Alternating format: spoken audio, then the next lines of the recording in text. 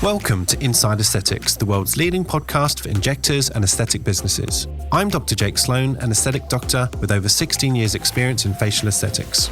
And I'm David Siegel, an entrepreneur and business mentor with over 20 years of experience in our industry. Our podcasts are aimed at industry professionals, and any information or advice given is general in nature. You should consult with a healthcare provider before undergoing any treatment. You can also subscribe to us on Patreon for on-demand content for injectable and business education. David, chapter 21 of the Injector Diaries. How are you today? I'm good. I'm excited. I love Injector Diaries. They're the easiest ones. They're my most favourites of all the podcasts that we do. Yeah, and I'm most excited because I've got my very good friend Karim all the way from Norway. So how are you, Karim, today? You well?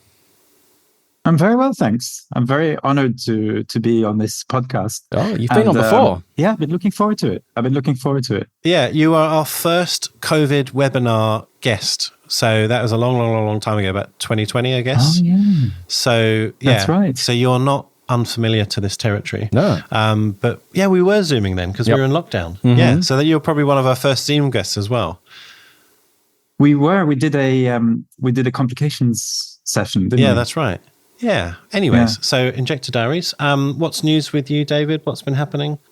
Just busy in Patreon land, creating content for all of our lovely members and contributors. So I've been busy doing that. I've got a number of videos that I've been recording in the background that have just finished being edited, which are, I guess, some agony aunt type of little 20-minute discussions with some of our patrons with challenges that they're facing in their business. So cool. Quite a lot of varied content there, which is always fun. Nice. And just a reminder to our listeners, we have a new WhatsApp group. So at the bottom of the podcast description, can't speak today.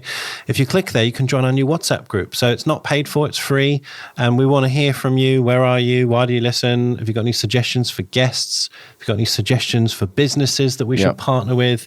Just say hi. We'd love to know who you are. And it's just probably the easiest way of communicating. Yeah. And if you want to get the full madness, then you can actually dip into our Patreon where you'll join all of our WhatsApp groups where there's like 10 of them now or something. So there's one on regenerative health, one on lasers devices. There's, I guess, injectables business, the continent specific. Yeah. And it's just a hive of madness, memes, advice, funny stories. Yeah. It's good fun. And Karim can tell us all about it when we bring her into this episode. Yes. But you do a free 7-day trial. Yep. So again, link is down at the bottom of the podcast. And just try it. If you don't like it, you don't have to pay. Yeah, we won't be offended. Yeah. So now let's bring in Karim, who's been sitting there patiently. Karim, tell the guys about you. What's your background and how did you get into this crazy world of the dark arts of injecting? Because you've got an interesting background and David wants to know about your drumming. Ah, yes. Okay, yeah. Yeah, it's relevant actually, my drumming. Well, I'll start a little bit before that, although I did start playing the drums as a child. I think I was 7 or 8 years old and it was kind of a calling, but I can get to that in a bit. But yeah, so, I'm in Oslo, Norway. I was born here in Norway. My mother is Norwegian. My father is Lebanese. They met in university in France. And as the usual reason why men come to Norway that are not Norwegian, it's as what I call sexual refugees. So he came here and I was born and my 2 sisters. And, I'm one of those Norwegians that was born with skis on their feet, as one says.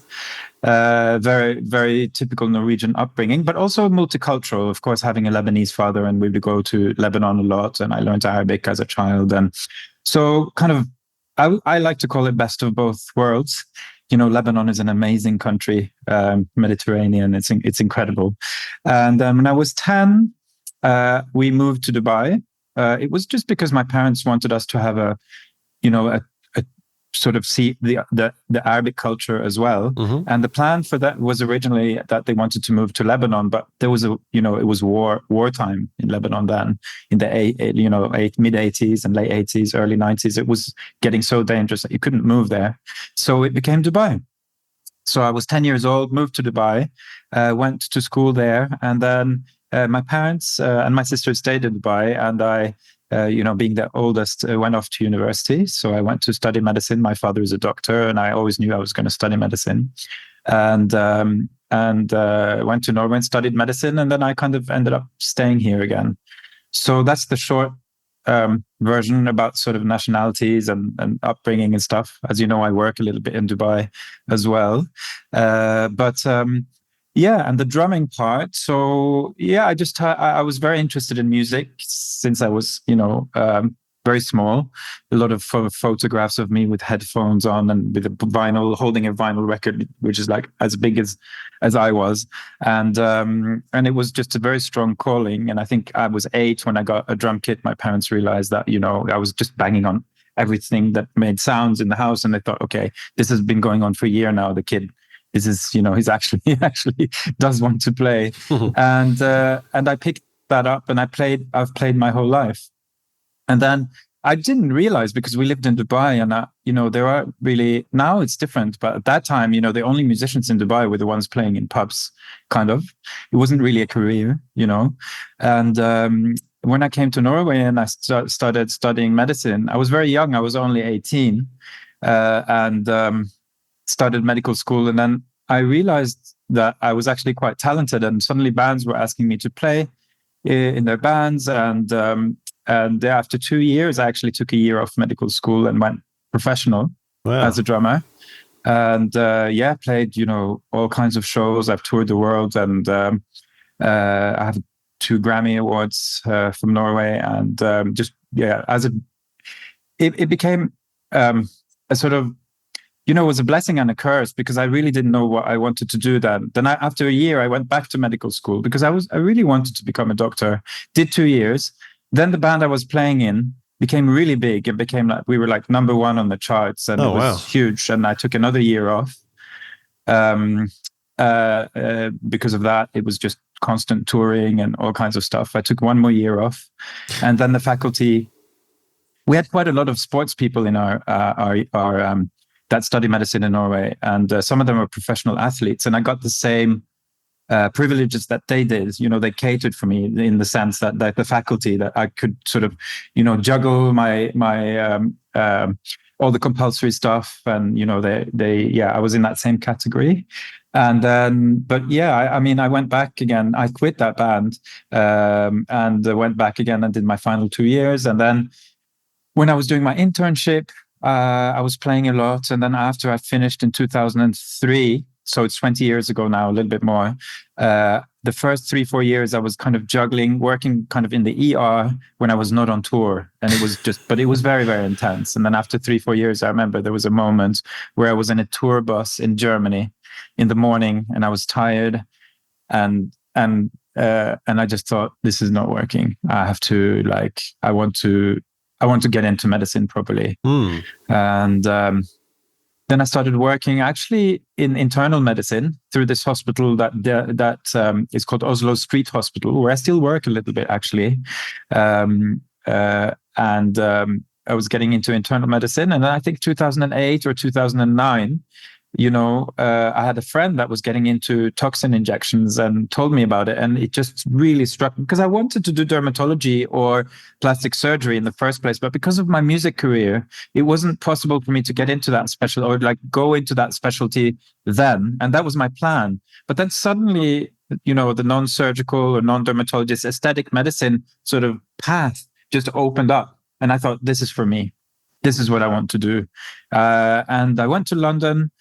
Started, just took a few courses, just started. I was working in a small clinic here. And then, as many other, I think, people in our field, because we're, quite early adopters. And, at that time, it was very much, you didn't have the same course and same opportunities. You just had to, it was learning by doing a little bit, right?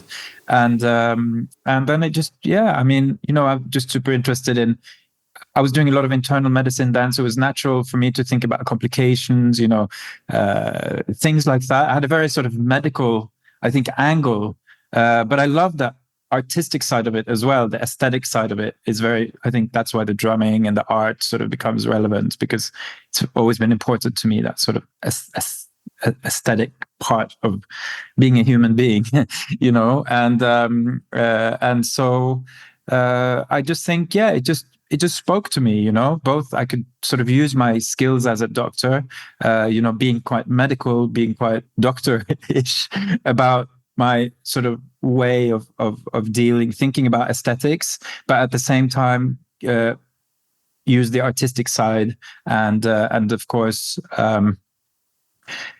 trying to get good results and just technique, things like that. I think it's all, for me, it's all super interesting. It's a perfect mix of the different things that I enjoy.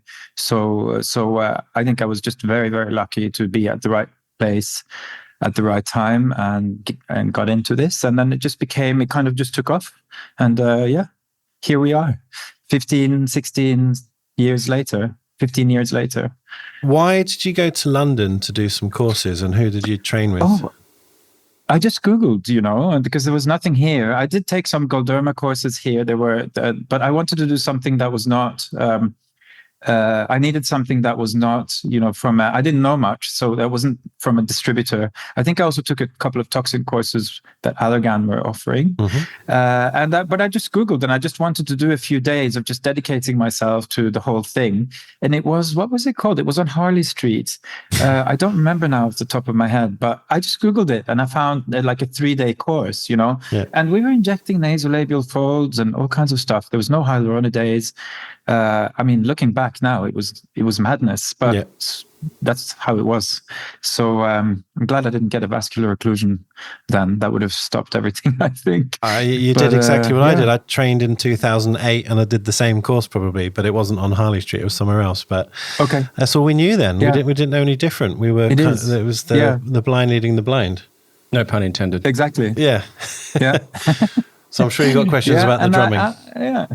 At the end of the day, it's like, sorry, I want to say one last thing about sort of just to summarize it. I think that, as there are a lot of opportunities in aesthetics, and you can get into trainings, and you can teach, and you can speak at conferences and all kinds of stuff. But I really feel that the more I get into this, or the more experienced I become, my work is about being a clinician. It's about being with my patients. It really, that has become very clear to me. That's the main path for me. And then everything else I enjoy, but I have a little bit of that. But mostly my weeks are about treating patients. I still love that.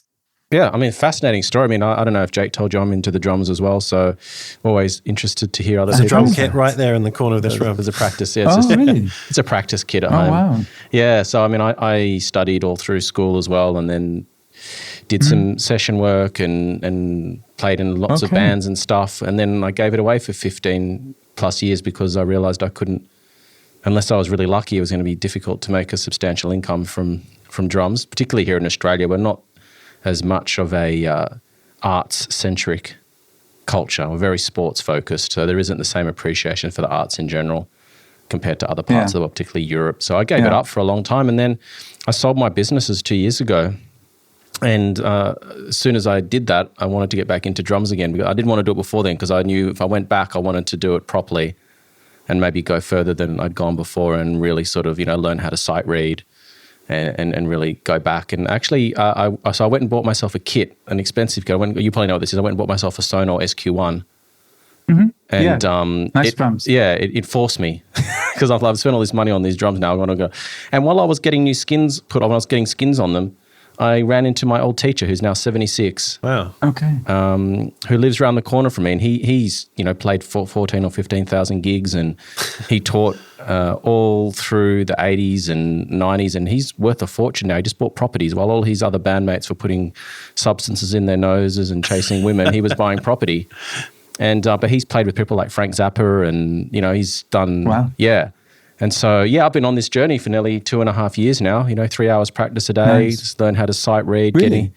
getting really back into like far beyond what I went before, like getting into things like nested polyrhythms and, it's just, my mind's hurting at the moment. There's a lot of info going in. But anyway. Well, I'm certainly the worst drummer out of all three of us. I taught myself and I played in a shitty little band at school, but we were quite good for school, but that's as far as I went. There's no world tours. I couldn't read music and I gave up. And I probably haven't played since. So anyway, it's always... But it's really great to have a teacher as well. I used to take lessons in LA actually with Greg Bissonette. Oh, wow. You probably know of. So he was my teacher for years, and I would go there like for maybe 10 days and just do like very intensive, several hours a day. He's great. And I remember once when it was Christmas, it was just after Christmas. My sister used to live in LA, so the whole family was there, my parents and everyone. So it was great because I could go and take my lessons with Greg. And then as I was leaving, Greg said, "Hey, Karim, take some chocolates. I have so many chocolates from Christmas." And he gave me a box of chocolates. And I said, "Oh, thanks." And he's like, "Hold on a second. Let me see who this is from." "Oh, this is from Paul McCartney." So then, wow. I came home because he plays in Ringo's band. Yeah. Wow. Greg. So it's a very good friend of Ringo. And so I came back to the house and I was like, I brought you guys chocolates from Paul McCartney. Wow. And it was true. You know what's funny? A lot of drummers don't, I think, appreciate Ringo. They think everything sounds simple, but he's actually one of the toughest guys to emulate because he's so unorthodox and left-handed drummer playing right-handed kit. And he just played stuff that no one would think of before. It wasn't like your typical beats. It was just, he was playing a musical instrument rather than percussion.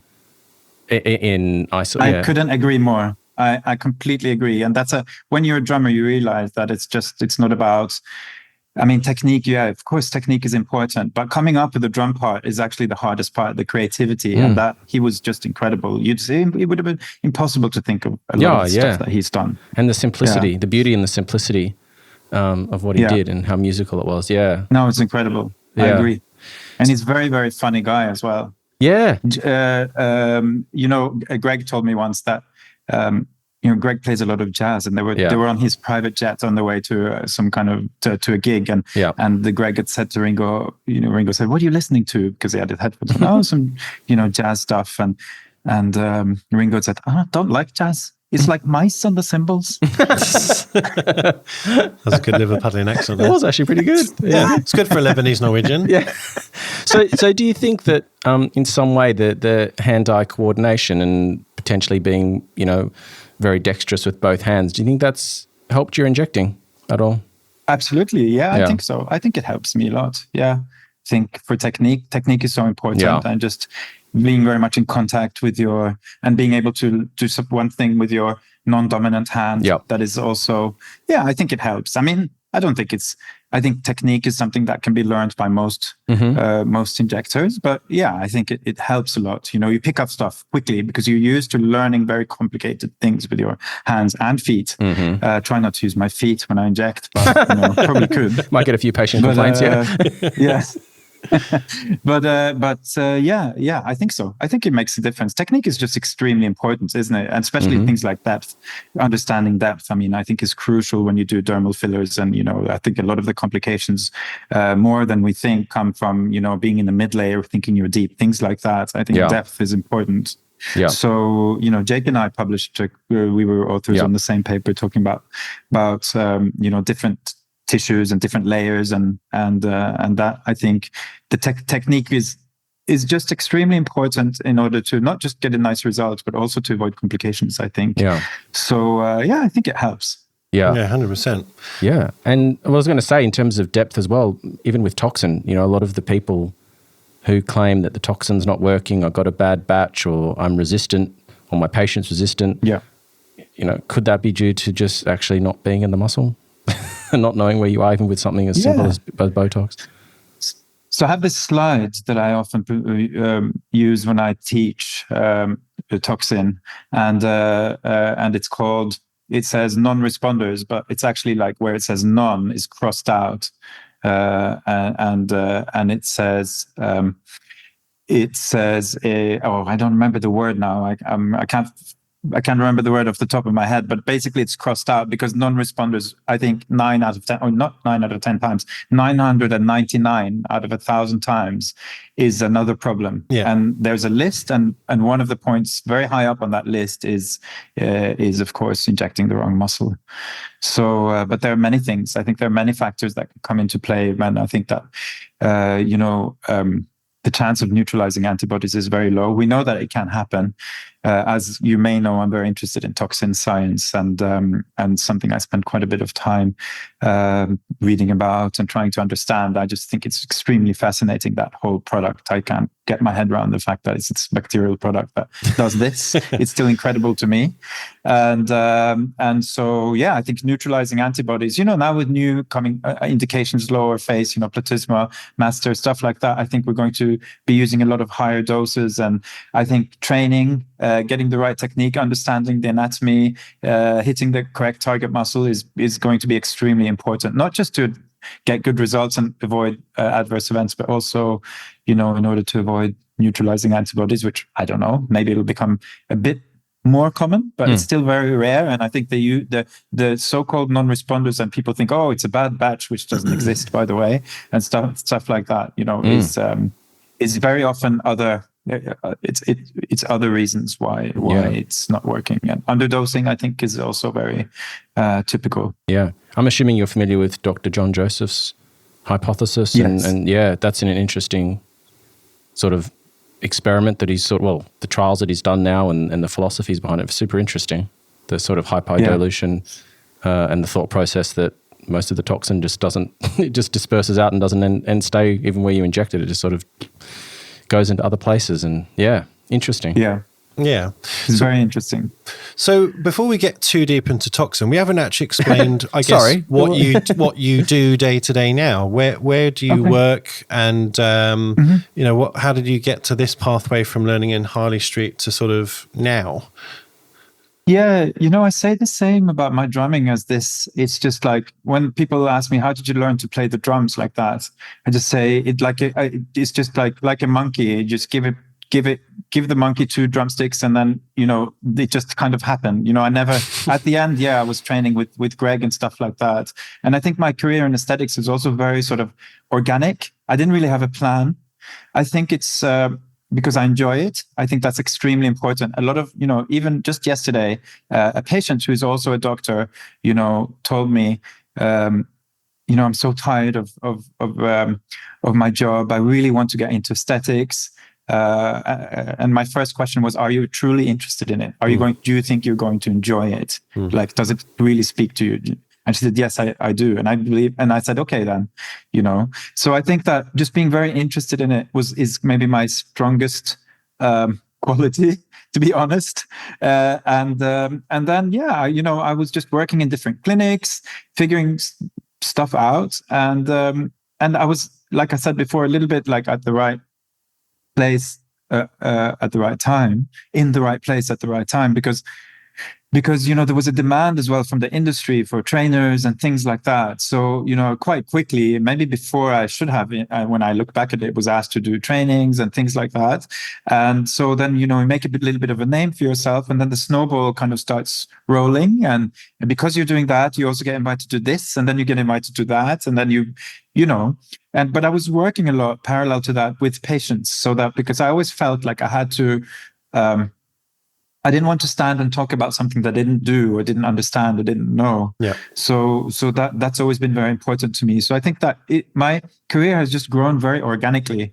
And then a couple of years ago, I really jumped into it, and together with some investors, friends/investors, opened Nomi in Oslo, which is our clinic that I own part of, about a third of, and just really went, all in, and trying to make a, beautiful and quite big clinic in Oslo, and that's where I work, and that's my main work.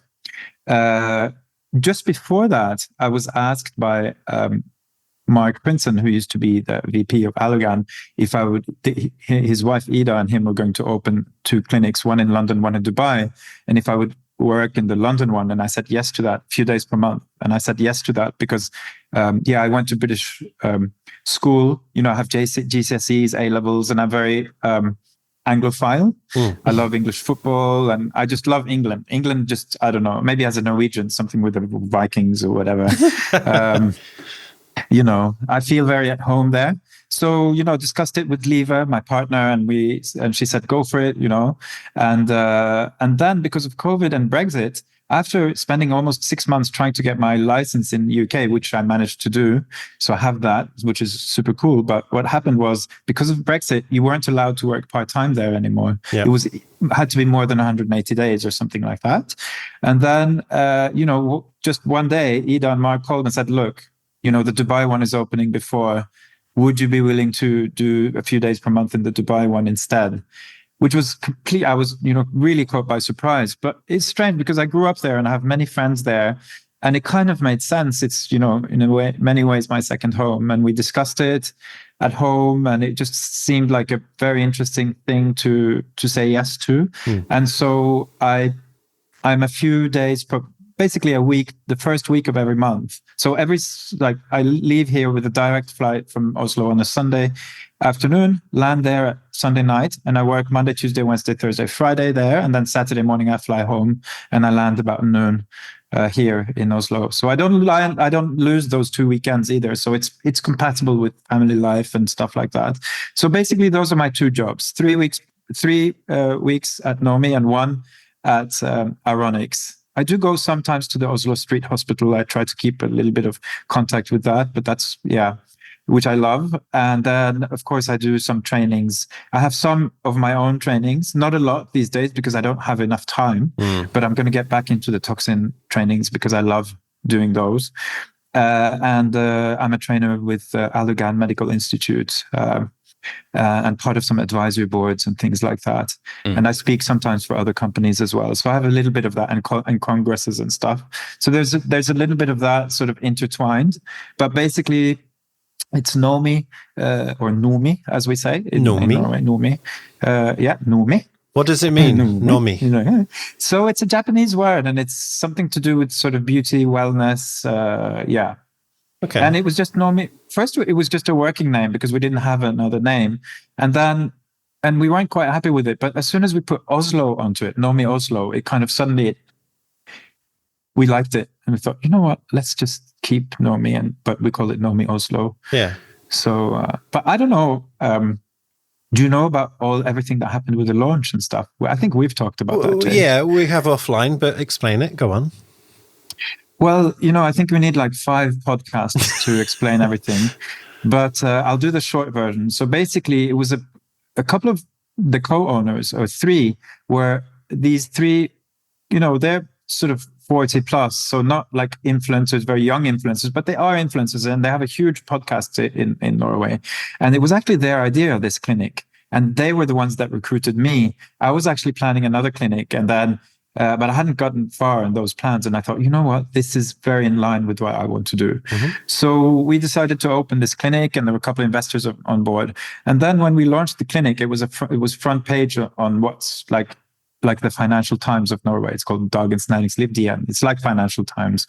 And it was front page, like opening things, some number of like that the journalist had come up with, which wasn't really correct. But now, if you with papers online, if you don't pay as a subscriber, you only see the headlines, right? Yes. And the headlines had like opening beauty clinic, this and that, and then there was a quote from one of them that said, "Yeah, there's so much about women's health that is under communicated," or something like that, because we were also going to do. We're going to have a gynecologist. They really wanted a kind of women's health part of it. But the type of women's health that is more related to aesthetics, like hormones, bioidentical hormones, that kind of thing. But you had to be a subscriber to see those nuances.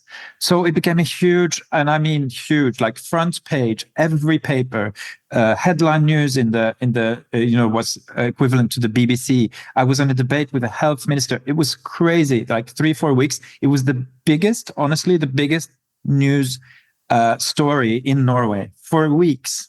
But because of what? I think I had 20, 30, because they were saying we were criticized very heavily for saying that aesthetics is women's health. All right, I see. Okay.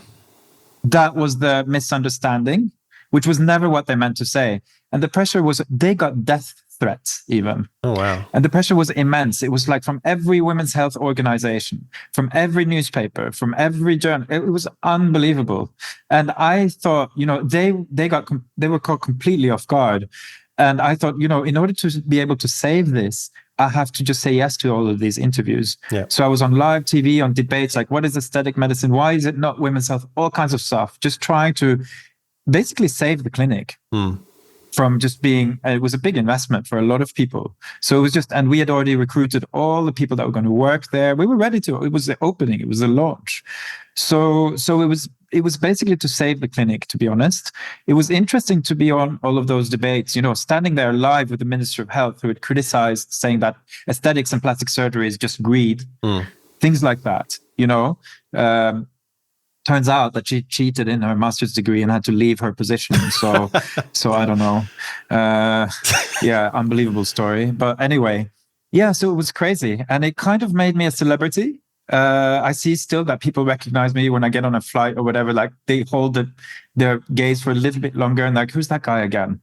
Type thing. Yeah. And I mean, it was nuts. But, and still, some people think that it was a PR stunt, unbelievably, because actually I had to go to therapy for quite a while afterwards because the pressure was immense.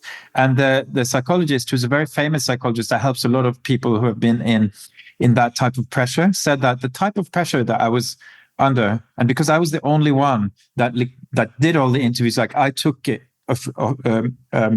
publicly, yes, was immense. And I was working the whole time. Actually, what was interesting, and my wife or partner, she's a journalist, and she said that, it's very unusual that people are able to absorb that kind of pressure without taking leave from work and stuff like that.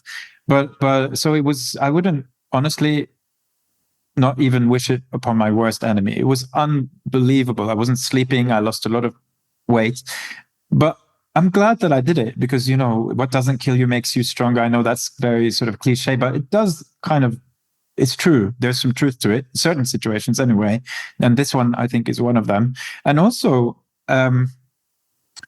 it made me able to really, or it forced me to really think through why I do aesthetics. And now I can go into any debate and really with my whole, because, as a doctor, you can, I don't know, Jake, if you feel this way, but especially in the beginning, like I almost didn't want to tell people, like colleagues especially, that I was doing this. It was like second rate in a way, like, oh, you're not a proper doctor kind of thing. Yeah. Now I feel super proud of what I'm doing. I love it. I loved it the whole time, but I held my head high. I know it's about quality of life.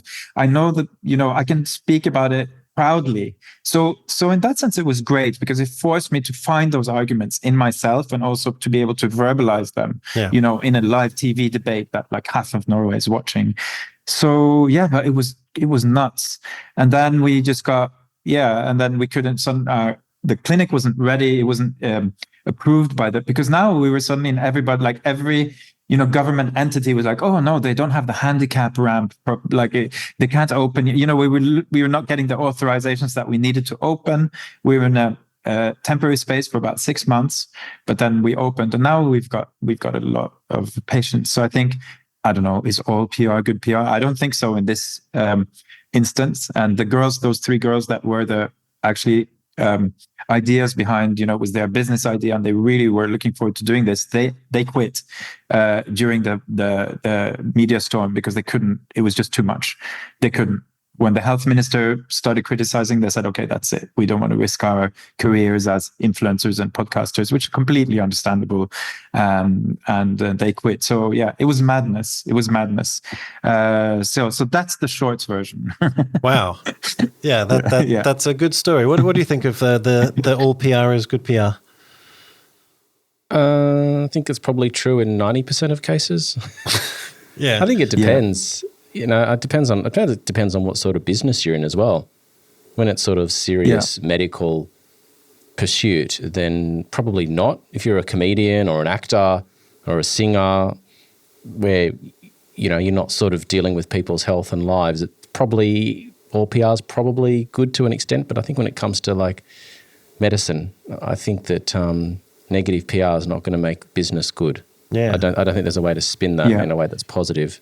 Yeah, it's interesting that that criticism that you guys got because it's not uncommon. I might go to a dinner party or just get talking to a parent who doesn't really understand that industry, and there is that perspective that it's all a bit silly and vain and greed, and it's all a bit superfluous. So I'm interested to know sort of what the feedback was from the public, because you obviously salvaged it. You guys are successful now. So what was your sort of key points? How did you sort of argue it? I think quite early on, I got a piece of advice that was very important piece of advice. So just remember that a lot of people that are criticizing because they want their voices to be heard. It's about taking place in the public debate, and many of them have an agenda, either promoting themselves as a person or promoting, because it's so easy to criticize aesthetics, right? You can just say it's super, it's about money. What about young people? What about the pressures? There's so many great arguments against aesthetics, which are important arguments, but they're not nuanced often. And I think when we do this in the correct way, it can enhance people's lives. But I do agree with quite a bit of the criticism as well. For example, the pressures on young people, we don't want to kind of add to that. So in a way, it was quite easy to navigate that, because I could say, I agree with so many things that you're saying, but, and then I could talk about what I do, yes, right? And how I think, and patient-reported outcomes, quality of life. There's so many arguments now. I could talk about this for ages. I was just on a debate show, a big radio debate show a few weeks ago. That is the best one I've done, I think, so far. And my PR strategist that helped me a bit, because I needed one after a bit, who's a professional sort of communications expert, called me afterwards and said, Karim, that's the best one you've done. And I said, yeah, that's because now it wasn't like, things weren't on fire. I could really speak, I didn't have to answer to criticism in the same way. Yeah. But I think that it's quite easy to now, I think, talk about aesthetic, because we've come so far as well as a field. So I think it's quite easy to talk about aesthetics. And I think that what you have to remember as well in these type of public debates is that the 1 out of 10 are the ones that are screaming and criticizing, and the other 9 want to come in for a treatment. Yeah. And they're also listening. Yeah. Yeah. So if you're just calm, and you have to think that, what, most people are on our side, they just don't say anything. Because if you think that the people who are screaming that's the sort of the common, it's not like that. And I think with many things these days, because it's so easy to be loud and critical with all the opportunities we have, in social media, commentary, whatever, right? That a lot of the people who kind of maybe think that what you're doing is okay, or just think, fair enough. It's not for me, but I don't mind that people do that. Let people choose, that's the majority. Yeah. That's what you have to remember. That's the majority, but they don't say anything. So you have to imagine that group exists, and it from your patients, because my patients are such a cross section. A lot of people think that like everyone walks in with their LV handbag and that they're super. No, my patients are ordinary people that choose to prioritize or spend some of their money, hard-earned money, on looking and feeling well. Yeah. Not beauty as such, skin health, all kinds of anti-aging. Yeah, all of it. And it's my job to make sure that their investment is well. It's such a huge responsibility I feel that I have, because it's not, and that's the thing, that it's ordinary people, right, that come in and do treatments. And so I think that's you asked me, Jake, what was the sort of, how did you navigate it, and how did you? I think by thinking that's how I had to think when I was on in those articles and on those TV shows and stuff. And I think that I just wanted to try to be a good representative for the field. I got a lot of criticism from colleagues, and a lot of people were scared, understandably so as well. And quite a few people thought that this was a chosen PR strategy to get attention. I still hear that sometimes, which makes me very disappointed, because I think that, but you have to live through something like that yourself to realize how traumatic it is, and what kind of pressure. I understood why, not that I had that type of thoughts, but there was a health minister in Norway who had a lot of public pressure on him. I don't remember exactly the details now, and he ended up, committing suicide. Oh, right. And I never had thoughts like that, of course, no, not at all. But I remember thinking, I understand why that this type of pressure can lead someone to do that. I remember thinking that. Because it's crazy, and so I was just thinking, try to spend that was great advice that I got from Leva and from other people. Remember that you're speaking to most of the people that are listening are not very vocal and loud about it, but they agree with you. They think what you're doing is fairly okay. Just be nuanced and show that it's not, talk about what you do because people don't know like how this works. And also I think, and that's how I speak to my patients as well. And I was working the whole time. And a lot of my patients gave me flowers and said, hang in there. And, you're so important for me. And we know like you're the quality and we know what you stand for. Don't let, the critique bring you down, stuff like that. So the people that were there were a lot of people and quite a few colleagues that were extremely supportive, sending messages, and then there were some colleagues that chose to, I think, believe like the other part, as if like this was a wanted strategy, and I thought that was extremely disappointing. But sometimes when you're really struggling and things are really tough, that's also when you know who your true friends are. Right? From maybe someone you didn't expect it from, contacts you and says, "Hey, I know we haven't spoken in a bit, but we're all listening, and you're doing really well. Hang in there. This is going awesome. Well. Just keep doing what you're doing." So it's interesting how it was a crisis, but it's very interesting as well. You learn a lot about other people, and you learn a lot about yourself as well. You've had some experience in crisis management with the media. I have, yeah. I mean, Can you relate to this? Yeah, well, I owned a surgical business for many years, and we became the largest provider of breast augmentation in Australia within 3 years. We engulfed half the industry, and we had multiple locations. We were doing 100 operations a week. We had a team of surgeons and anaesthetists, and we had a couple of bad issues, and the media just got hold of it. And I remember there was a patient that had an issue. She was taken to hospital for observation. She had like a vagus pause during an augmentation procedure, and she was taken to hospital. And, when I got back to the clinic, the media were there. We were on every sort of news show, it was full on, like super stressful. Yeah. And so I can in some ways relate to what you're saying there. It's, you just feel like the whole world's against you, and and it's almost like at the time you almost don't even realize, like it's almost like when you come out of it, you realize how bad it was and how intense the pressure was and how it affected your health. And, even just, after that, how important privacy is to you and not wanting to put your life online. Like you actually just almost go into this self-preservation mode because you've been so attacked and vilified that you almost just it almost adjusts your personality in some ways. And so I know how you feel. It was I still don't, I've changed my answering machine. It says, if I don't pick up, please send an SMS. I don't pick up the phone if I don't know who's calling. Because of all the journalists that called and stuff like that. Some things for I think 6 months I was worried about opening my email, and it was just this sort of post-traumatic stress syndrome that manifests in certain ways, I think, when you've been through something like that. Yeah, you get that adrenaline dump. Yeah. It sounds crazy. Maybe because you forget, but I'm kind of glad that it happened as well, because it was just, it forced me, like I was saying before, to really think about what I do and why I do it. And now I'm not afraid of any speaking situation. I was just at Beauty Through Science. I presented there, a lot of very prestigious colleagues, which I think is more difficult than a big crowd. And I just wasn't nervous at all. I think when you've been debating live on TV, on national TV with the Minister of Health, then everything else is as long as you're well prepared. I mean, so in a sense, it was good. Yeah, as well.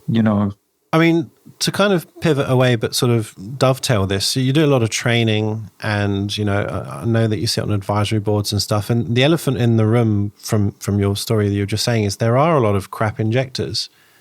And there are a lot of people who aren't motivated to be better doctors or clinicians. They're just shoving in filler and toxin, sort of they do bring the reputation of the industry down. So what would your plan be if you were sort of in charge of training and you could create a syllabus or a regulation or a something in Norway? How would you make it better?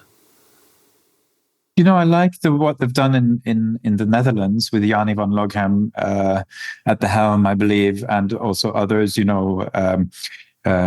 got Tom de Cates, who's a professor in cosmetic medicine. It's unbelievable. I think that aesthetics has to become. I think the way to go is for it to become a recognized specialty, like they've done there. I don't think that's realistic in a lot of countries for a good while. It's not going to happen in Norway for a long time. But I think that there has to be some kind of syllabus at least, and it has to be quite substantial. You have to learn anatomy, you have to learn about complications, you have to learn techniques, you have to learn about the products. There's so much information, there's so much stuff you have to learn. So I would have, I think at least a sort of a modular syllabus that deals with, and then maybe some optional stuff like energy-based devices and other sort of things that you can branch out into. And I think that it should be licenses so that if you don't have that type of, and it shouldn't be industry, it should be neutral. And I think if you haven't taken those different modules, then you shouldn't be allowed to treat. I think you shouldn't be allowed to inject. I think there should be stringent regulations that make sure that every injector has the sufficient skill technically, but also, of course, knowledge when it comes to complications, anatomy, things like that, in order to be a safe and good injector. Because it's not just about safety, it's also about results. Yeah. I was just, as I said, at Beauty Through Science, and it was such an interesting, this year was really good. There was a lot about regenerative, of course, that we know. And Patricia Ogilvy, who's brilliant, was saying, remember that dermal fillers are, they're also biostimulatory. It's hyaluronic acid. We know that it has loads of positive effects in the tissue. Why isn't it called a biostimulator? Yeah, because somebody called them fillers. And it's such a shame that they're called fillers because, there's a lot of power in words.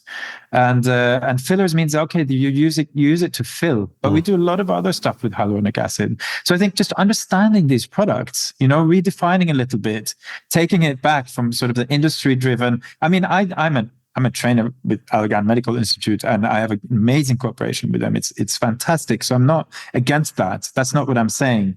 But we have to have a solid non-industry part that is completely independent of all of that stuff. And that's where a lot of the training also should happen. It's fine that these different companies and distributors have their courses, but we need powerful, like strong neutral stuff. Like I was saying, like in the Netherlands, where you take these modules and you can actually call yourself an aesthetic doctor, and it's a recognized specialty.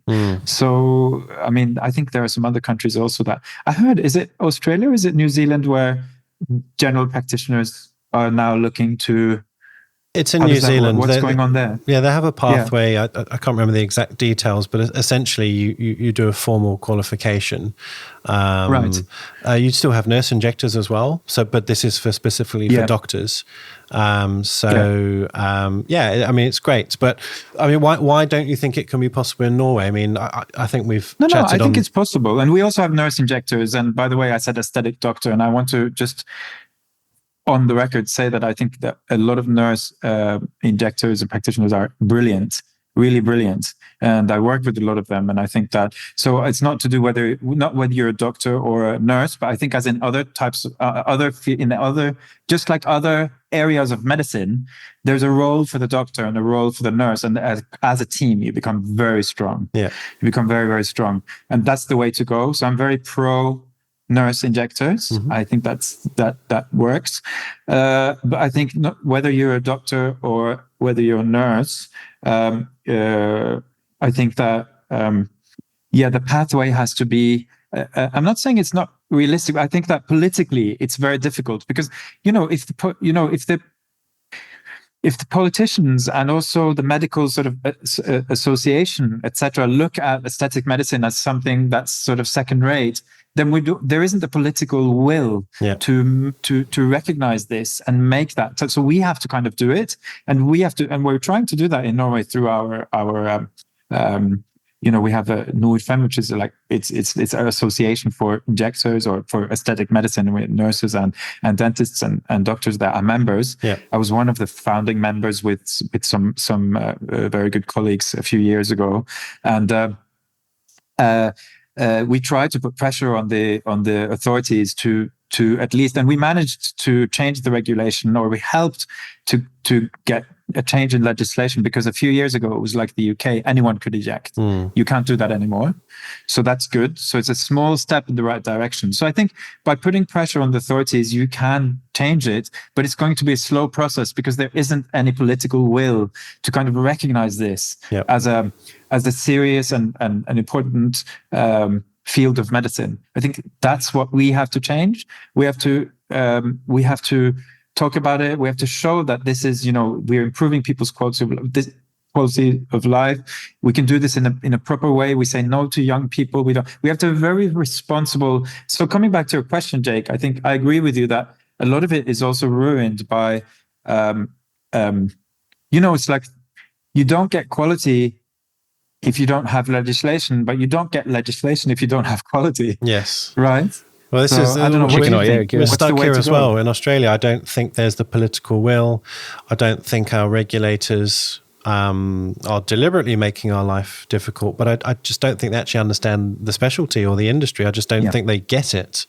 We had a great example. We had a webinar from our regulator just a couple of months ago with some new guidelines, and it was quite, they couldn't even say some of the words properly. They just, they lack the respect to sort of even be able to speak, just some common language. It was quite funny, actually. So... I don't see it happening here for a long time, because, maybe, I don't know. Whose job is it? I don't know. Well, when you leave it in the hands of the regulators, they generally make a mess of it and they overcorrect. And as you said, they haven't taken the time to even know how to pronounce the words for the products that we use. So you can see how deeply they're looking into it. And I think that, but unfortunately, human beings are human beings. We just can't seem to get our act together. So we need parents. We need parents to come into the room and tell us what to do.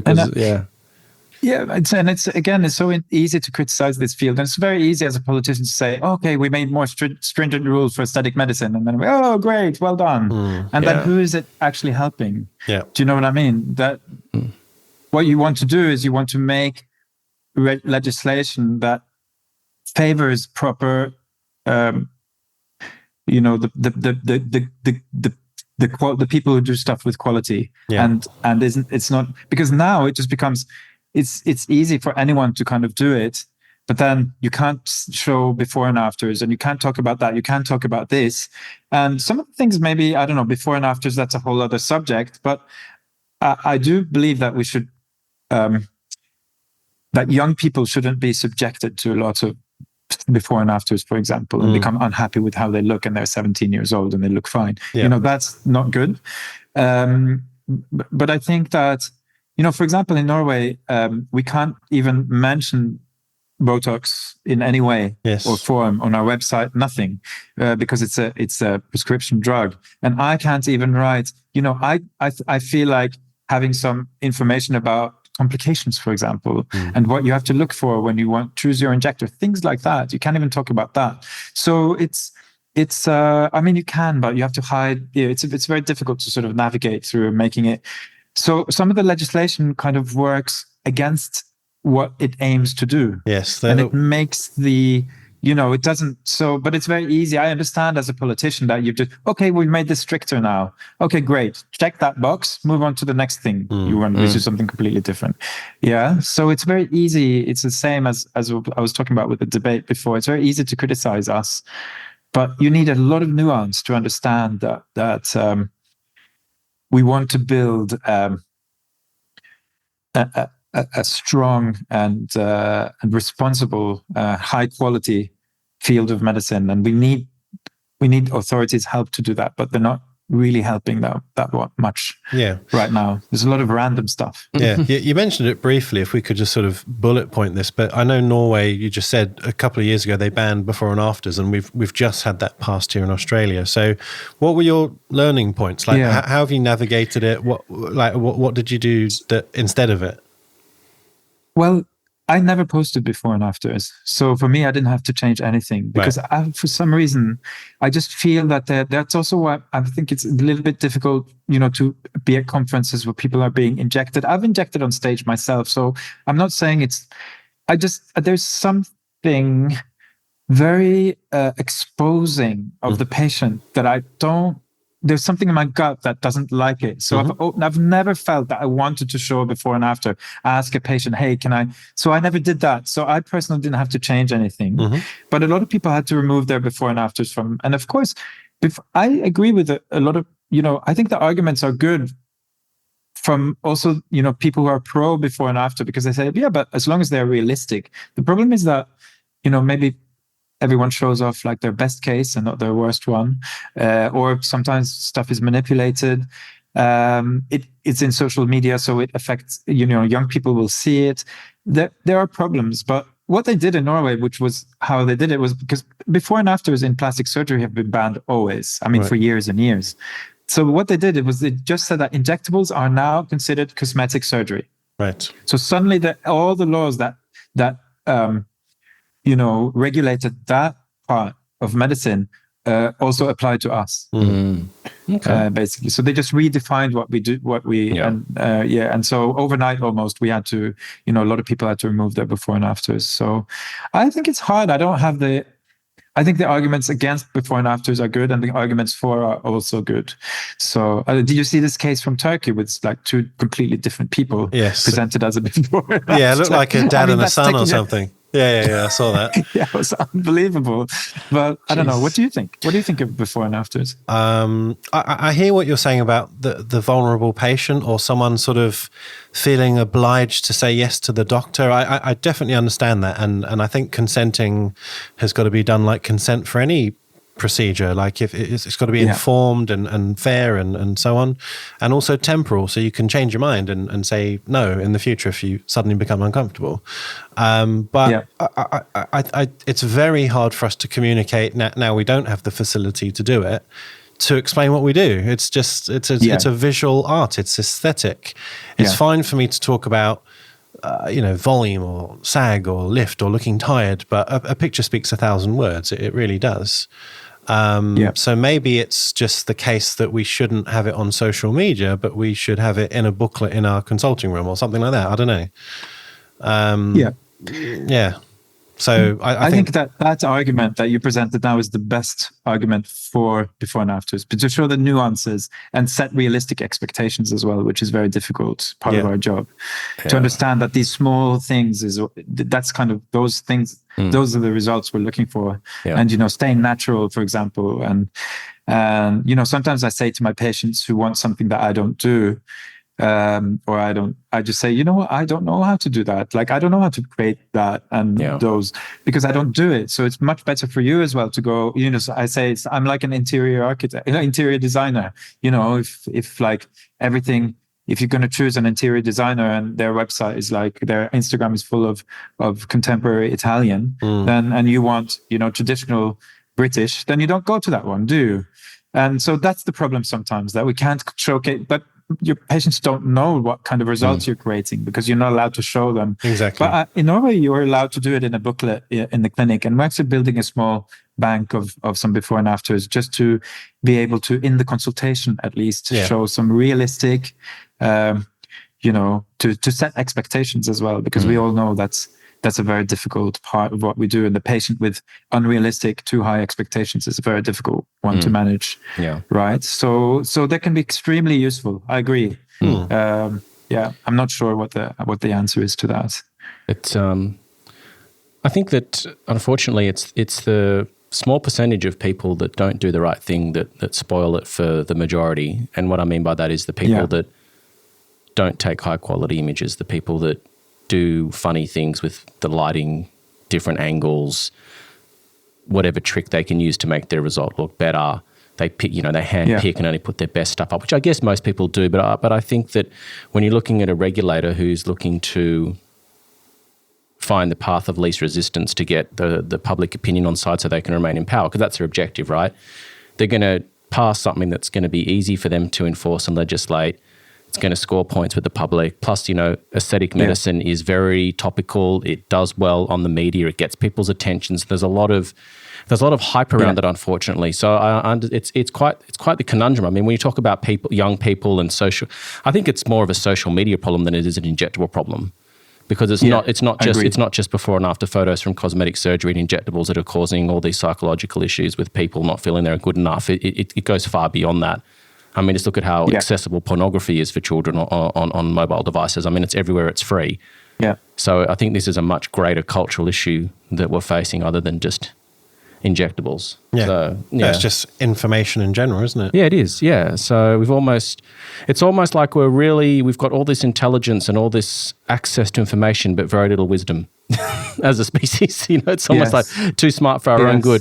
In some ways, but I'm keen to know, Karim, like what does the Norwegian patient look like? And I'm sort of talking metaphorically here. Like what are they like? I mean, you've travelled around the world. You've been to conferences. You inject over in Dubai. So for many of our listeners, I've never been to Norway. I haven't been to Norway. So what does a patient look for, and what's the sort of sensibilities and aesthetic that's popular over in your part of the world? So, firstly, I just want to say, since you haven't been to Norway, you have to come, and I have a really nice room with my drum kit, so we can do some sessions. Okay. And then, secondly, I'll come to your question. So I always say that I'm very lucky to have learned, my trade in Norway, because people want natural results. There are some overdone, unnatural faces around, but not a lot compared to quite a lot of other countries. People we have a lot of the typical sort of positive agers, patient archetype. We've got a lot of my patients are like 35, 40 plus, starting to notice, significant aging changes. I think it's changing a little bit. People are more proactive now, getting into their skincare, getting much more knowledgeable about ingredients, about, what is out there. They're much more educated than they just 5 years ago. They ask about polynucleotides and exosomes and all kinds of stuff like that. But in general, I'd say that Norwegian patient is quite natural looking. They don't want to look treated, especially, at least the patients I see. They don't want. I don't have a lot of young patients that want lips and stuff like that. But even they, I think now, as opposed to a few years ago, want natural. You don't see a lot of the overdone stuff. You see some of it, of course, anyway. But so I think the typical Norwegian patient is a positive ager, starting to get some aging changes. Should have maybe come in a bit earlier, but aren't coming in too late either. They're also, another thing I really like about the patients here, that they understand that there can be complications. They know it's going to be a little bit painful. They accept a bruise. They're very Nordic kind of, Nordic people here, they're quite tough, Stoic. They can, they're used to nature, and they're used to, clenching their teeth and, getting it done, whatever. It's very much like that here. And I love that, because that also makes, once a few years ago, there was an Italian colleague that came in. I was learning a laser procedure, and he said, "Oh, you're so lucky to have these patients that accept this level of pain," which was a moderate level of pain.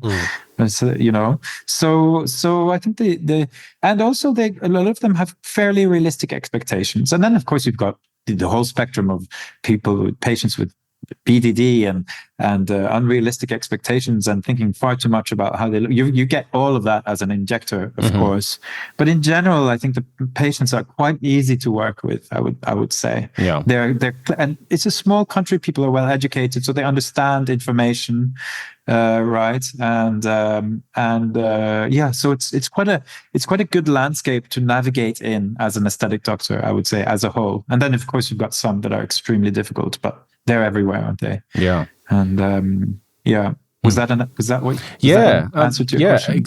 Totally. And then, so I mean, Jake and I were just talking about sort of the phenomenon of the overfilled face before we started recording this episode with you, and we've definitely seen a significant reduction in the volume of filler that's being injected into people. And we've got more tools in our arsenal now, so we've got more focus on biostimulators and, as you said, polynucleotides and exosomes. And so are you sort of starting to see that trend, or have you noticed that same trend in Norway? And what do you think about it? Do you think the criticism's warranted? Yeah. I love that we're getting these tools in our toolbox that are regenerative and that don't, I like I said before, I don't agree with the people who are saying, oh, fillers are like, out, they're not. Of course, there's a lot of focus on new stuff, because when something is new, it's new. And there's going to be, you go to IMCAS, there's a lot about polynucleotides and exosomes and regenerative, bioregenerative, collagen stimulation, all of that stuff. A lot of the products we've had for years, haven't we? Like polyl-lactic acid and, calcium hydroxyapatite, and now we have the hybrids. And so we're getting a lot of new stuff. But honestly, I do believe that the HA filler is extremely important, because it gives structure and volume, and it's just a tool which is very important. So actually, I make a point of not agreeing with my patients when they're like, I don't want fillers. I mean, I'm not saying that I go, yeah, but you have to, but I don't quite accept that. And I take the time to explain to the patient why I think dermal fillers are super important, and without creating pressure, just saying, you know what, of course, we don't have to go down that. It's, we're a team, and we don't have to do it. Of course, we're not going to do anything that you don't want. But I just want to say that, I call it structural work. That's what I say now. I don't say fillers. Yeah. I mean, I can use the word fillers, but say we also have to think about, at some point, about doing some structural work. That's the term that I love, that, because it really explains. I love these new tools, and it's fantastic, and it brings people into the clinic. They become used to injections, but there's and the better tools we have, and very little risk of complications as well of polynucleotides. It works. It's very safe, and so I think that it just shows the direction we're going in. And I'm very lucky to be part of some advisory boards, and some of them give me the opportunity to know what's in the pipeline as well.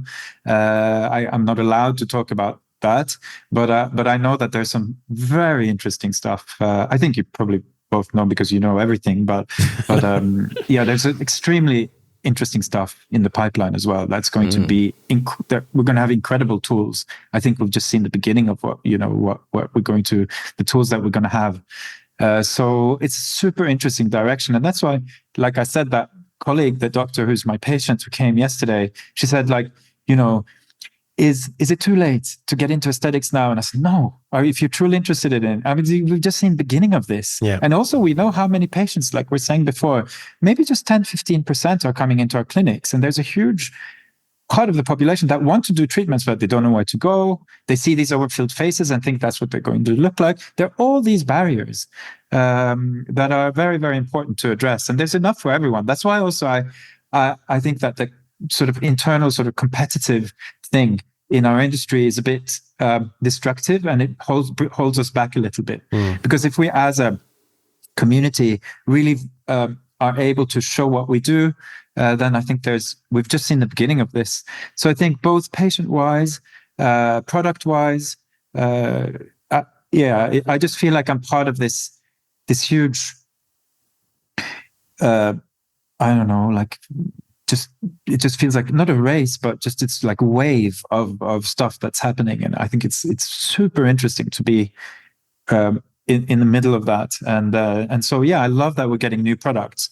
The problem can be sometimes that we want new products, and everyone, if there's a new toxin or there's a new product, everyone just puts it on their social media, and a lot of people don't know, what's the research. I was just part of a group that published a paper a few days ago. I don't know if you've seen it, on a systematic review on polynucleotides. And it was just published in European Journal of Plastic Surgery, I think 3 days ago. Okay, not read which that is the yet. first systematic review. And you look for a systematic review on polynucleotides, and there isn't one.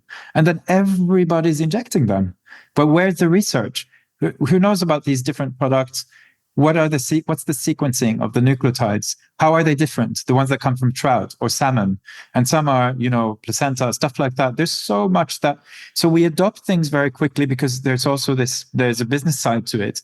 But I think we have to stay scientific, and we have to be a bit cautious as well, because we can get new stuff that, for example, exosomes, you can't inject them, right? You shouldn't inject them. They're not authorized, approved for injection. People are injecting them. Yeah. And exosomes, just messengers, right? So who knows what kind of message you're injecting into a cell down there in the deep tissue. I think that's risky. Yeah. So, to further answer your question, I love that there's new stuff, but sometimes we adopt it a bit quickly before we understand the products and the safety profile and stuff like that, and we need more research. But as a whole, I love that it's becoming more and more regenerative. We can have our interventions quite early. It's easier to prevent than to treat, and so it's a very interesting direction that our industry, our field of medicine is taking. But we have to be a little bit cautious. Yeah. Along the way, I think. Now, one of the reasons I invited you on, Karim, is because you do sit on a global advisory board for toxins, and you've already said your passion for toxins and sort of understanding the science. Yeah. So there's things you can't say and there's things you can say, but we know that, some of the companies are working on longer lasting ones and some of them working on shorter lasting ones, and maybe you'll even mix them in the same syringe. So where do you think, what's our clinic going to look like in a few years' time when we've got a cupboard full of different lasting toxins? Like how will we practically use that? Such a good question. I really don't know. It's so hard to, we're going to have different toxins. We're going to have more of the pre-filled stuff. It's becoming, it'll be easier and easier to have products that are sort of ready to use. We're going to have toxins that work immediately, and toxins but don't last as long. That's no secret that there's going to be that you can search for when you'll see phase 3 trials, etc. And we're going to have new indications. I don't know. Sometimes I say to my patients that my role is to be a guide in the jungle. They're guide in the jungle of treatments. Yeah. And the jungle is just becoming more and more complex. Yeah. And even for the injector, I think it's complex. Correct. Even now, sometimes I struggle to choose the correct product for the patient because there's so many options. So I don't know. I'm quite happy with a lot of the stuff that we have now. I think for toxins, the major change we're going to see is the amount of indications that we're going to be working more and more complex, with complex sort of treatments. Lower face, of course, is a huge one that I think is going to be, we're already seeing that, right? We've been doing it for years, but that it's really going to be implemented in sort of mainstream of toxin treatments. Yeah. But we will have more toxins and more products. But at the end of the day, with toxins, so far, I do feel that what we have is very good. Yeah. I like that it doesn't last for super long, because also the side effects aren't that. There are many things that I like about, maybe because I'm just used to it. But so we're going to have all these products, but how it's going to play out and how it's going to feel in our office, I'm not sure. Yeah. There are too many X factors that I don't understand. It's unpredictable. Yeah. Do you play around with, like David mentioned earlier, do you play around with dilution to sort of make it hyper-focused? Yes. Or, yes. For example, do you double a dose to get more longevity already? Yes, both of those things I do. And so I guess really my question is, why would you then choose, say, a new toxin that purports to last 6 to 9 months when you can kind of do that with the product that you already trust for the last 20 years? Yeah, I agree. I think that duration is dose driven. And also if you can manipulate duration with dose, it also means that you can do your treatments in a way where if you have a side effect, it's not going to last for that long. Yeah. Yeah. So yeah, I agree. I mean, I'm I'm super happy with my toxin that I use, which I think is obvious which one I use, and I don't see any reason to use any other ones. I can do everything I want with that. Okay. But yes, when there are with the other formulations, maybe for some patients where you know exactly how it works, they've come to you many times, and then you can switch to this formulation. You know they're going to have a year. You know they want to come as you know, you have some that love coming and they come all the time, and others that only come almost because they have to, because they like the effect, but they don't. You know what I mean? So I think, I mean, there's going to be room for all of that stuff. But I very much agree with you that I think if you understand the properties of the toxin that you have, you can do a lot with what you have now. I remember when the long-lasting toxin came to the US a couple of years ago, you know, I was seeing it all over social media, and I think you did something on it, if I'm not mistaken, but how quickly, you know, people were on social media saying, oh, I've treated with this toxin and the patient loves it. And it was like 1 week later. And the whole point was just that it was going to last longer. So, I mean, there's this race, right, to implement new stuff, and also for the clinics, because they want to. So we have to navigate that. And I think we have to be a little bit cautious. But I think when I teach toxin as well, like trying to help the delegates, so the people at the course, you know, understand dilution, understand spread, understand dose versus duration, those basic sort of toxin science things, makes them, when they understand that, they can dramatically improve their results and also the duration. It's interesting, isn't it, how we've got this this drive, as you said, to just always do the next new thing. And as we progress through this industry, just as someone who's not a clinical practitioner, who just sort of watches from not from afar, but, you know, from a business perspective and just observing, you sort of start to notice how people take a lot of things for granted, particularly tox. And now what we're learning with, as you said, hypodilution, increasing dose, we can do so much with the tools we already have. And it's like people don't, and I think as this space becomes more competitive, I think there's so much room for people to differentiate themselves from just doing the basics really well. Like, you know, when I look at toxin, I just see most people just follow the set patterns. There's no real thought process behind it. They're not really looking to take their toxin game to the next level. I mean, we can sort of use like a drumming analogy, right? You get like a sticking, something very simple, and, you know, you can move on and learn lots of other different phrases, but you can like displace that phrase. You can move accents. You can sort of express it in a different subdivision.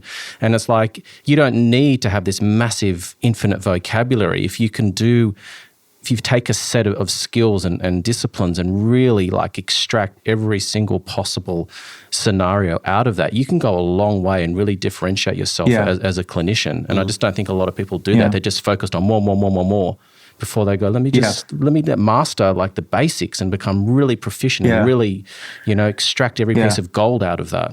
What do you think?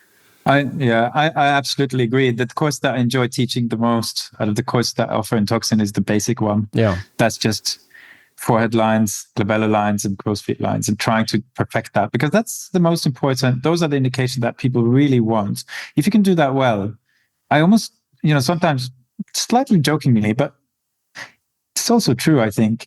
If you can do just that very well, then that's all you have to do. Yeah. That you could have a practice where you're just doing that. Yeah. And it's an art. Yeah. It's like, if we're going to stay in your region and use the drumming analogy, let's talk about AC/DC. Yeah. Oh, I feel right. Yeah. Yeah. What a backbeat. Yeah. No. Right. Yeah. Not many people can do that. Not many drummers can do that. No. It's very difficult. It sounds simple, but it's very, very difficult. There's so many subtleties about the balance between the hi-hat and the bass drum and the snare, right? So maybe those are your three areas, right, that you have to balance. Yeah. And how the anatomy is so interconnected, and brow position, understanding brow position, right? Yeah. You own an open, you know, I often say that Toxin upper face is just as much about brow position than lines. So there are so many nuances. I think some of the new products will help us, you know, for example, a fast acting toxin that works the same day, especially for complications. If you have a brow ptosis or Mephisto sign or whatever, or if someone wants to sort of not have a long duration, want to try, or maybe even that you can use several toxins in the same treatment, we'll see what's going to happen. But sometimes a tool can improve, of course, can help you as well. So it's going to be super interesting to see. But I agree that just getting the basic stuff, really getting that really right is the most important, and everything else is kind of a bonus. Yeah. But you have to get the stuff that the patients want. And upper face toxin, of course, is a staple. Staple, and if you can do that well, then you can have a successful practice. Yeah. I mean, do you think that, Jake, and ask Karim as well, do you think that there's a pressure on injectors to be up to date with the latest and offering the newest treatment? And if they're not, then they're perceived as not being as good. Because I feel like there's an outsider, like the practitioners are putting a lot of pressure on themselves to just, to be up to date with the latest and the greatest, and they feel like they're not great if they're not. Yeah, well, if they took themselves off social media, there would be no pressure because they would just carry on what they're doing and get better. But it's that looking around feeling like you're inferior because everyone in America is doing this and people in Europe are using that. And, even myself, I don't feel pressured, but I certainly want to learn and I want to understand it because I know it will be coming here at some point.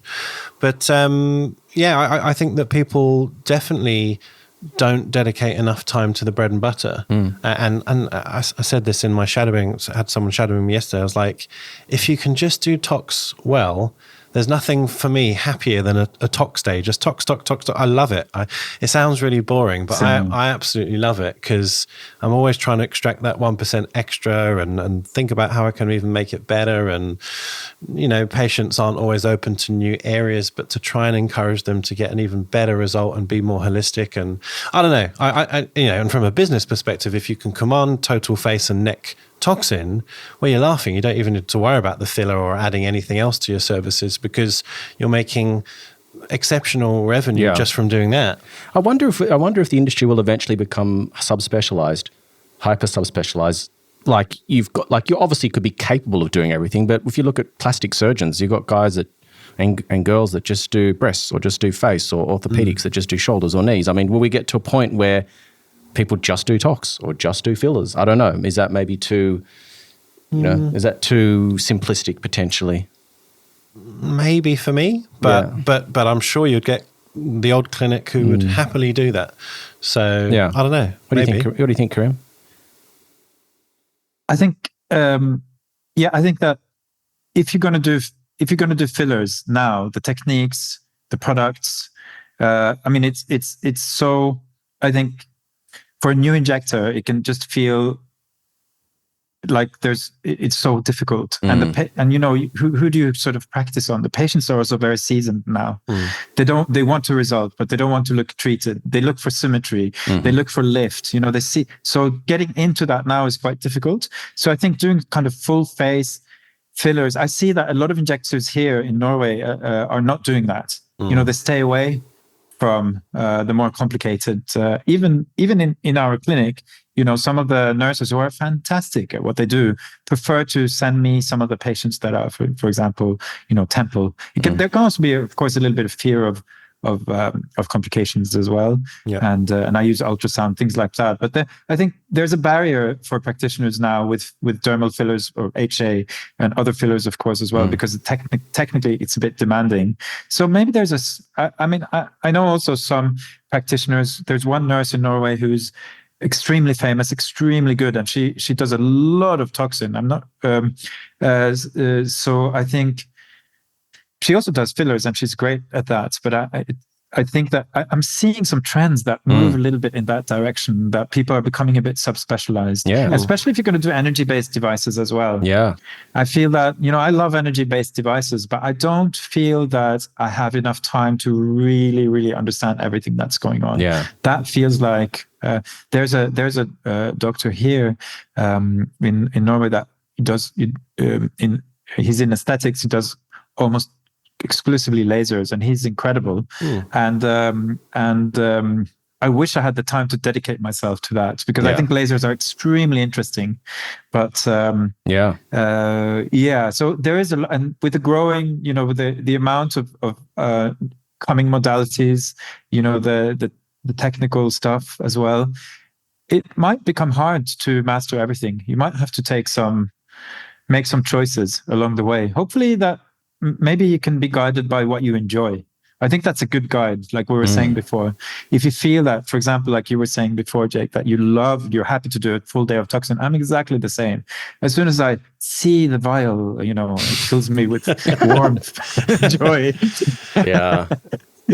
And I think of the bacteria that have made this. You know what I mean? Like, so I think, I think that, but I think it's going to be hard to master. If you want to be really good at stuff, you can't be really, really good at everything. Too many things. Yeah.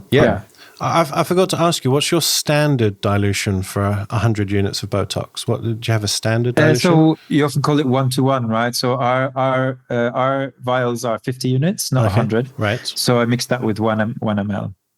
Okay. Slightly under. Yeah. So 2 ml for 100 units. Yeah, it's just slightly under, I guess, the recommended or the on-label dilution.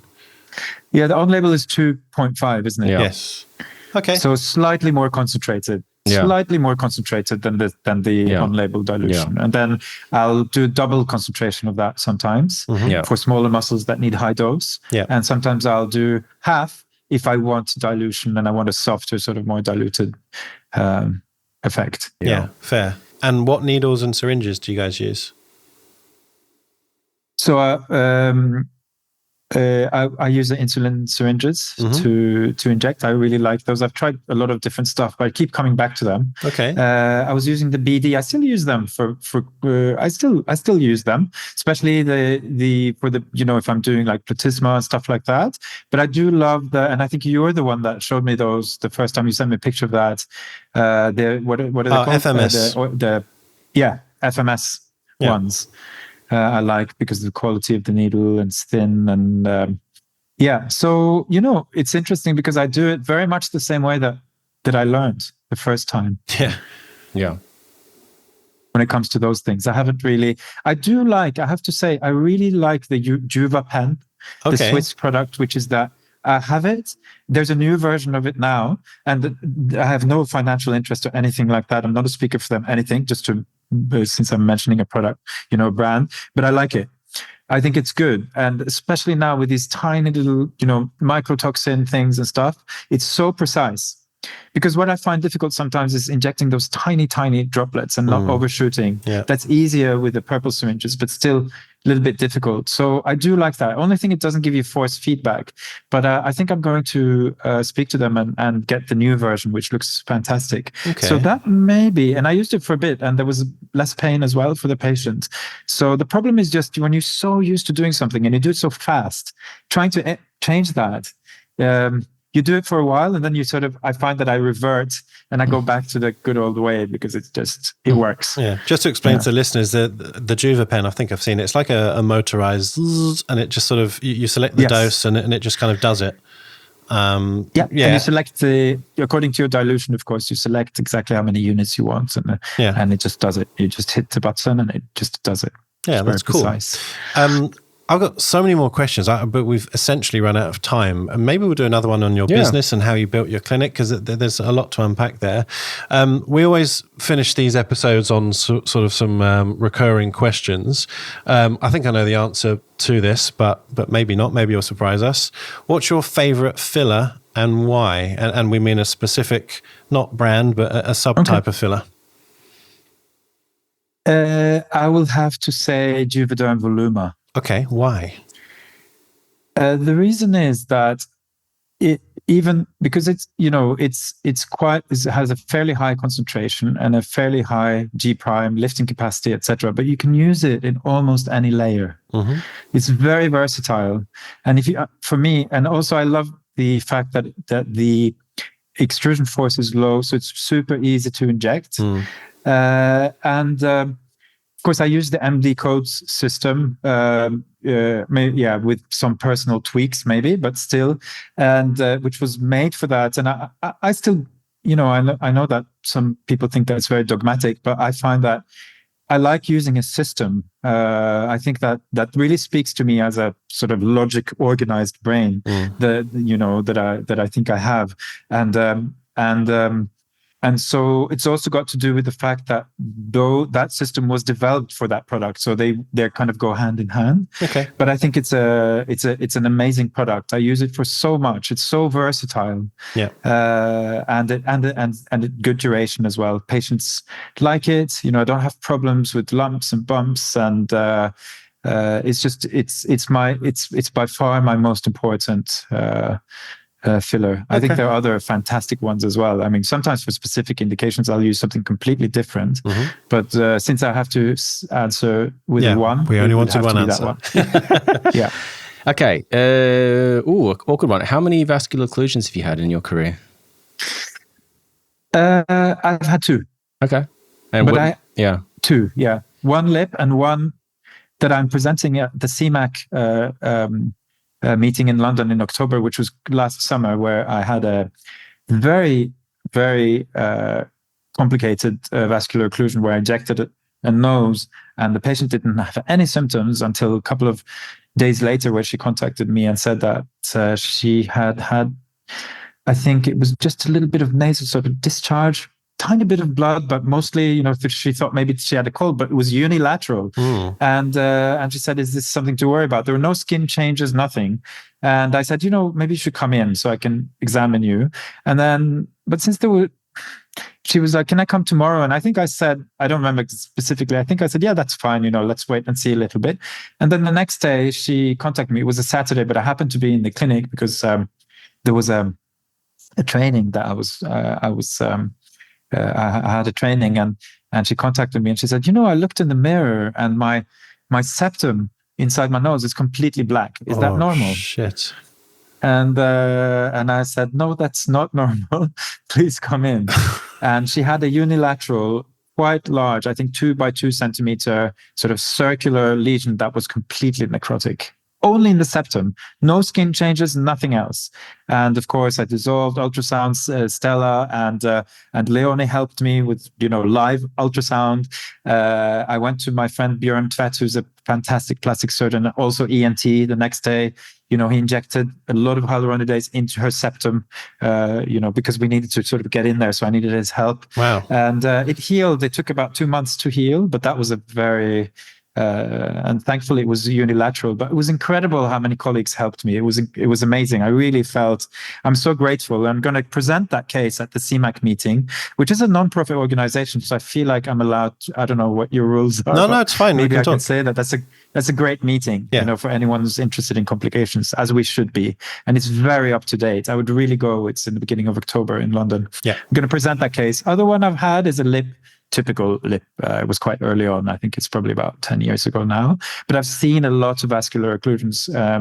The last one I saw was yesterday, because people tend to contact me if they have one. Yeah. And I get involved. I always try to help. Yeah.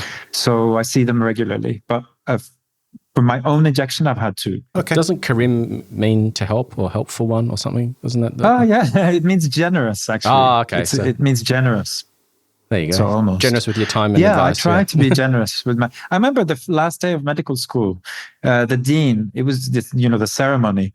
He said, "Remember, be generous with your knowledge. A lot of people don't have the privilege of knowing all of this, and it's very helpful to a lot of people." And that was like his final advice, and I took that actually. So when friends call or whatever, I try to help. Of course, you have to have barriers, but most people you don't have to. Most people respect those barriers anyway. I'm happy to help if someone reaches out, as long as I have time. Yeah. Now I know the answer to this one, but the listeners don't. Do you use ultrasound? And if yes, which scanner do you have and why? Yeah, I use ultrasound. I was very lucky. I think it was through Allergan 6 years ago or something. They sent us to the Nordics, to Rotterdam, to Leone Schelke's clinic. We were there for a couple of days and just learned a lot. And then I adopted it. I've got the Claris L20. I really want, now that I use it so much, I use it a lot, I would like a stationary big one as well. So I'm just looking into which one. I think it's going to be the Venue Fit Okay. from GE. But those also, go hand in hand because it's nice to have a portable one as well that you can take with you if someone else needs help. But yes, I do use ultrasound. I don't use it on every patient, but I use it for specific things, especially complications, delayed onset nodules, things like that. Yeah. I use them a lot to see if there's old filler there. Where is it? What's the depth? Things like that. And also certain areas, I'll do a vascular, mapping. If I'm going to inject deep in the temple or peripheral fossa, certain areas I'll just have a quick look. Okay, there's no big deep artery there. Yeah. I'm going to inject. Yeah. So, but yes, I do use it. Yeah. Okay. It's a nice tool, I think. I'm going to put you on the spot now. What's your favorite episode of IA? I know you've listened to some of them, maybe not all of them. Oh, I love the Tox. I love all the Tox stuff. Okay. I think the Michael Caine one was fantastic. Oh, thank you. Yeah, that was. Yeah, I think that was. I have to say that one. Yeah, I have to say that's probably one of our favorites. And the best bit about that episode, it was planned completely differently. We were going to talk about a particular brand or a product. I can't remember exactly. Okay. And he just started talking, and I looked at David, and we hit mute as he was talking. We said, "Let's just let him go. Let's just change this." And so we did, and that was probably one of the best ones we've ever done, and completely unplanned. Yeah, it's fantastic. We're trying to get him back. Actually, he said he would. It's Michael, if you're listening, we want to do episode 2. Ooh, I want one more as well. Yeah, so, we've just got to tie him down. Yeah, and it's having played music and toured and done shows like I've done the Nobel Peace Prize concert and stuff like that with another Michael Caine that introduced us, actually, the actor. Oh, really? And I don't get starstruck a lot, but every time I see Dr. Michael Caine at in CAS or in Monaco and stuff, I feel a bit. I have a lot of respect for him. He's incredible. One of the godfathers. And I just love the way he goes about everything he does as well, informal, knowledgeable, independent. Yeah, I think he's incredible. So that was an amazing episode. Okay. Okay, so on our last Injector Diaries episodes, we were joined by Dr. Tom Van Eyck, who I'm sure you know very well. And he left this question for our next guest. He obviously didn't know it was you. And the question was, what boundary would you like to break next year? As in, what's your goal? Okay. I want to get back into my toxin trainings, and I've been working on them a lot, and I haven't done them for a year because I haven't had time. And I think bringing in all the knowledge now that I have with toxins and getting that into that course and setting up I think 3 levels of those sessions. That's my goal. I've been putting it off for a year and a half now, and it's just an important thing to do. I think I also have a lot to give, and that's probably my main goal. And secondly, of course, just keep the clinic healthy and profitable, because a lot of people work at our clinic, and it's a very important business for many people. And I think working on that as well is so I would say breaking a boundary in the sense that making it we're just becoming profitable and just keeping that and making that work. I think those are my 2 goals for 24 and 25, I would say. Perfect. Now, last question is a question from you. Now, we don't know who our next Injector Diaries guest is. Well, I've got a few ideas, but we don't know exactly who it is. But what question would you like to leave them? So my question is, if you could only do one thing, as in one treatment, we were talking about this before. Yeah. And I don't mean like just glabella, for example. So a little bit broader than that. But if you had to subspecialize, what would it be and why? Okay. That's awesome. Good question. I like it. Well, mate, it's been really nice to see you again. I saw you a couple of months ago in Dubai. We went out and had dinner, and you treated me to a hackathon, which was awesome. But I don't know when the next time I'll see you will be. Maybe next year at one of the conferences. We planned even for me to come to Norway and do a masterclass with you, though we didn't have time in the end. But maybe we'll do that at some point in the next 12 months. So absolutely. That's another thing for your goals. You know, I don't want to ruin your outro, But, we do this in Learn from the Best Master series. And of course, you're top of the list. There are 2 or 3 planned. So, yeah, I'm hoping that we're going to pick that back up. So that would be amazing to have you both over, actually. We could even maybe do a Nordic episode. Yeah, sure. For the podcast. That would be good fun. But, I've loved getting to know you. I can't even remember how we met. It was over COVID or just before COVID. And I set up the Hive, which is like a WhatsApp group for Allergan trainers around the world. And you're a big confidant where we share a lot. And I really appreciate all of your help over the years. I really do. Same to you, my friend. And thank you both so much for having me. It's really an honor to be on this podcast. Our pleasure. Well, take care and we'll speak soon, mate. Take care. Take care. Bye. Bye. For our latest news, follow us on Instagram at Inside Aesthetics Podcast. If you want to get in touch with myself or David, follow us on Instagram as well at Dr. Jake Sloan and David_Inside Aesthetics. Join our Patreon for invaluable business and injectable education. Get access to our global community of like-minded professionals, live and interactive Zoom sessions, hints and tip videos, webinars, and more. Head over to www.insideaesthetics.com/Patreon for more information.